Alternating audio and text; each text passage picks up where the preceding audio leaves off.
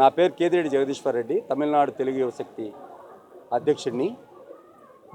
నేను గత నెల 11వ తారీఖు నుంచి ఉయ్యాలవాడ గ్రామంకి వెళ్ళి అక్కడ ఉండి వాడి కుటుంబ సభ్యులందరి దగ్గర ఆయన చరిత్రను తెలుసుకున్న తర్వాత ఒక చారిత్రాత్మక స్మారక యాత్ర అని చెప్పి ఒక దాన్ని చేపట్టి ఉయ్యాలవాడి గారి జీవిత చరిత్రని వాడవాడలా దశ దిశలా వ్యాప్తింపజేసేదానికి ఒక కృషిలో భాగంగా ఈరోజు ఈ యాదగిరి గుట్టకొచ్చి ఆయన ఇష్టదైవమైన లక్ష్మీ నరసింహస్వామి ఆశీస్సుల కోసం ఇక్కడికి వచ్చి ఉయ్యాలవాడి ఆశయ సిద్ధి కోసం మేమంతా పనిచేస్తున్నాం. కాబట్టి మాకు ఆ దేవుడి యొక్క దేవుడి యొక్క ఆశీస్సులు కావాలని చెప్పి ఇక్కడ రావడం జరిగింది.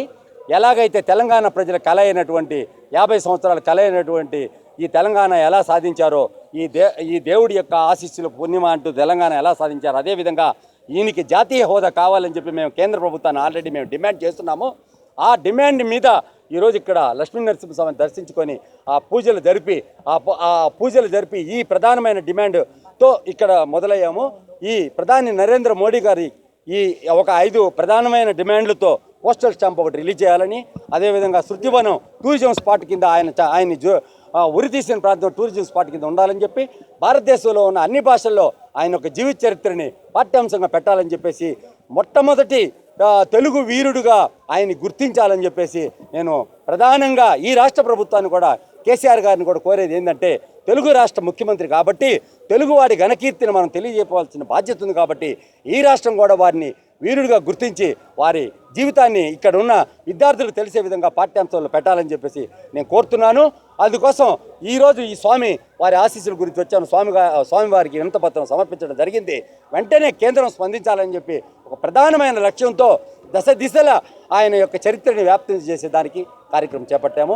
చాలా ధన్యవాదాలు. ఇక్కడ ఉన్న ప్రజలందరూ కూడా ఎంతో సంతోషంగా మాకు స్వాగతం పలికారు. ఈ ప్రాంతము ఈ దేవదేవుడి యొక్క ఆశీస్సులతో ఇది సాధిస్తామని ఒక నమ్మకం ఇక్కడికి వచ్చిన తర్వాత కలిగింది. గారు ఈ ఉయ్యాలవాడి నరసింహారెడ్డి యొక్క జీవిత చరిత్రను ఆధారంగా చేసుకొని సినిమా నిర్మించడం చాలా ఆనందదాయకం. నేను కూడా వారిని అడిగేది ఏంటంటే, వారు ఒక సినీ నటుడుగా కాకుండా రాజకీయ నాయకుడు కూడా కాబట్టి వారు కూడా ఈ డిమాండ్లన్నింటినీ కూడా నరేంద్ర మోడీ గారి దృష్టికి తీసుకురావాలని చెప్పేసి నేను ప్రధానంగా ఆయనకు కూడా కాపీ పంపించడం జరిగింది. నేను కోరేది ఏంటంటే, వారిని కూడా ఈ డిమాండ్ల మీద మొదలైతే వారికి నిజమైన నివాళి, ఉయ్యాలవాడి నరసింహారెడ్డి గారికి నిజమైన నివాళి మీరు అర్పించినట్టు అవుతుంది. సినిమా తీసి తెలియజేసే ముందు ఈ కార్యక్రమంలో ఒక భాగస్వామ్యంగా వహించాలని చెప్పేసి నేను వారిని కోరుతున్నాను.